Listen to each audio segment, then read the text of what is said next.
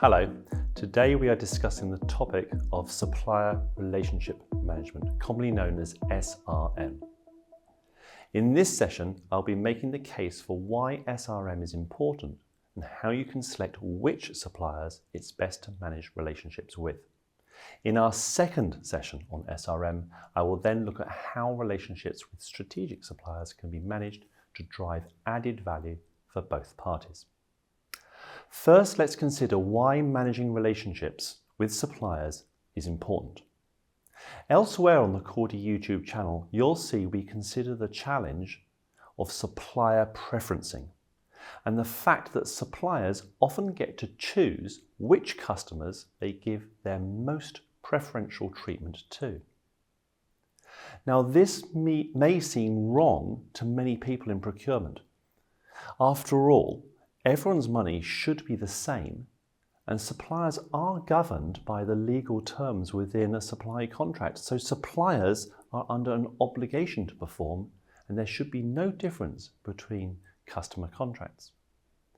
However, we know that in practice, this isn't always the case. Supplier relationship management therefore recognises that while both parties are working under contractual obligations, there are also wider dimensions within a buyer-supplier relationship, and that on some occasions added value can be delivered when the two parties start collaborating and working together. So SRM focuses on the strategic relationship between buyers and suppliers. It's about the two parties recognising each other's importance and deciding to work together to improve their relationship and to deliver benefits for both parties. It has mutually beneficial aims that are usually beyond the core terms of any contract. That said, it's not possible to have this kind of relationship with every supplier in your supply base, so buyers need to find a way of prioritising their suppliers. Let's take a practical example. One of the most talked about sectors in the supply management arena is the car manufacturing industry. Automotive giants like Toyota, Ford, General Motors have thousands of suppliers in their primary supply chain. Indeed, a recent study suggested that Toyota has nearly 10,000 suppliers of parts and components. Obviously, it's not possible to manage relationships effectively with all these suppliers, and so Toyota needs to identify which suppliers are more important and, by default, which are less.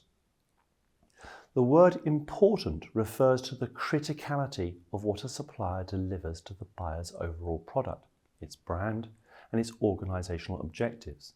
This might include the level of value or risk incorporated in a contract with a supplier. It's the relationships with these suppliers that need managing the most because of the overall value to the buyer. To address the challenge of having so many suppliers, Japanese automotive manufacturers like Toyota structure their supply chains into tiers. They concentrate on the Tier 1 suppliers who supply directly to them and correspondingly require these Tier 1 suppliers to focus on Tier 2 and so on.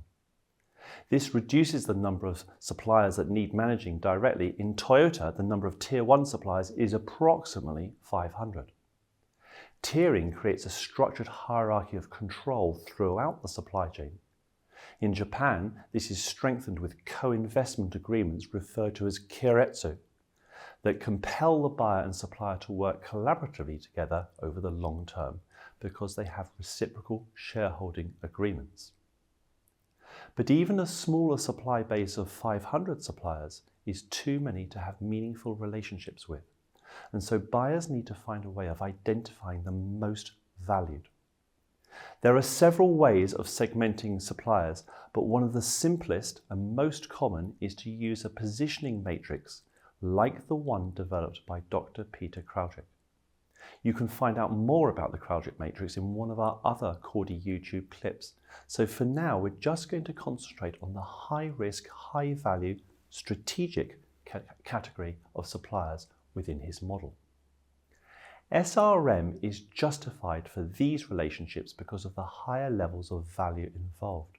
The buyer needs to manage its relationship with the supplier in order to safeguard that value and seek creative ways of improving it. This could include reducing costs or increasing the opportunities to generate income. It could also include working together to mitigate and reduce strategic and operational risks. In the second session of our supplier relationship series, we will turn our attention to how buyers manage their relationship with strategic suppliers and some of the methods that can be adopted to drive added value, create continuous improvement, and generate innovation.